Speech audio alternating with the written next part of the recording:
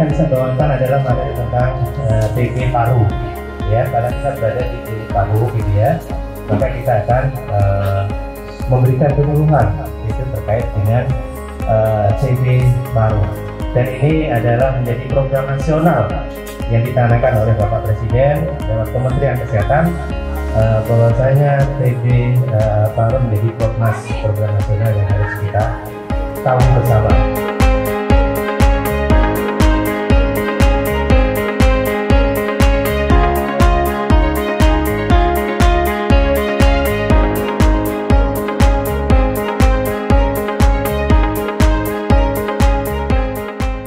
Assalamualaikum warahmatullahi wabarakatuh. Selamat pagi semua Bapak Ibu, terima kasih atas kunjungannya ke Poliparu, mungkin dalam rangka ini ya, periksa kontrol ya. Jadi di sini saya menyampaikan tugas saya sebagai untuk pemenuhan akreditasi rumah sakit, juga saya ingin memberikan penyuluhan kepada Bapak Ibu semua. Apa sih TB laten itu? Sebenarnya kita ini bukan hanya TBC aja ya yang harus Bapak Ibu ketahui ya, karena memang TBC di Lombok Timur ini cukup tinggi. Oleh karena itu kami oleh pusat ditunjuk sebagai rumah sakit pengampu di NTB. Jadi tujuannya adalah untuk mengampu beberapa rumah sakit di bawah naungan kami. Karena yang pertama, karena kita pintu masuk dari Pulau Lombok. Yang kedua, memang angka TB di Lombok Timur ini cukup tinggi. Okay? Jadi di sini saya akan membahas bukan TBC parunya, tapi TB laten. Jadi Bapak Ibu harus ketahui ya, kalau sudah mendapatkan pamflet itu nanti mohon di-share sama keluarganya atau tetangga di rumah ya, biar tahu. Jadi kalau ada pertanyaan mohon ditanya aja ke saya nanti setelah akhir sesi atau saat saya menyampaikan slide. Ininya mana? Oh ya, silakan. Jadi saya menyampaikan pendahuluan dulu. Jadi TBC itu apa sih Bapak Ibu? Kalau saya tanyakan lagi, TBC itu kuman atau virus sih? Virus. Kenapa kok virus? Batuk-batuk. Kalau virus itu biasanya Bapak Ibu ya, gejalanya itu dia adalah gejala akut. Jadi gejala yang seperti COVID. COVID itu adalah virus. Jadi satu hari langsung dia ada batuk, sesak itu.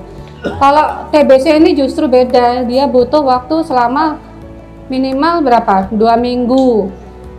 Jadi dia selama minimal 2 minggu itu baru dia menimbulkan gejala. Jadi beda. Jadi disebabkan karena kuman ya, salah ya Ibu, Bapak. Disebabkan oleh kuman yang namanya Mycobacterium tuberculosis, yaitu sebuah spesies bakterial patogen yang termasuk spesies genus Mycobacterium dan agen penyebab terbanyak kasus TBC. Fisiologis dari Mycobacterium tuberculosis ini adalah highly aerobik, jadi dia butuh udara dan membutuhkan oksigen tingkat tinggi ya. Jadi ini bisa dilihat kalau dari mikroskop kumannya termasuk yang batang dan berwarna merah biasanya.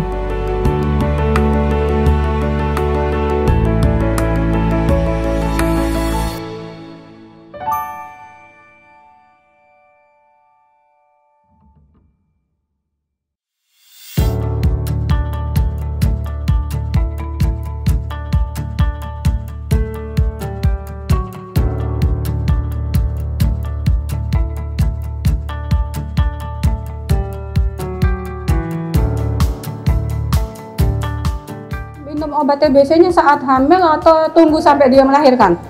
Menurutnya Bapak Ibu?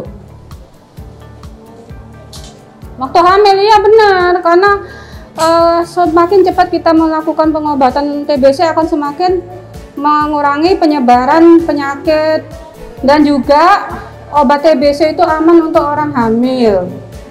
Justru kalau ditunggu sampai dia melahirkan, ada kasus saya di Mataram, dia sejak hamil dia batuk darah, tapi karena datang ke saya setelah dia melahirkan, dia tidak minum obat TBC saat hamil, jadi dia tetap jadinya anaknya tertular saat dia melahirkan. Jadi sangat sayang sekali ya, kita bisa menyelamatkan dua nyawa. Satu nyawa juga untuk anaknya, semakin cepat lebih baik.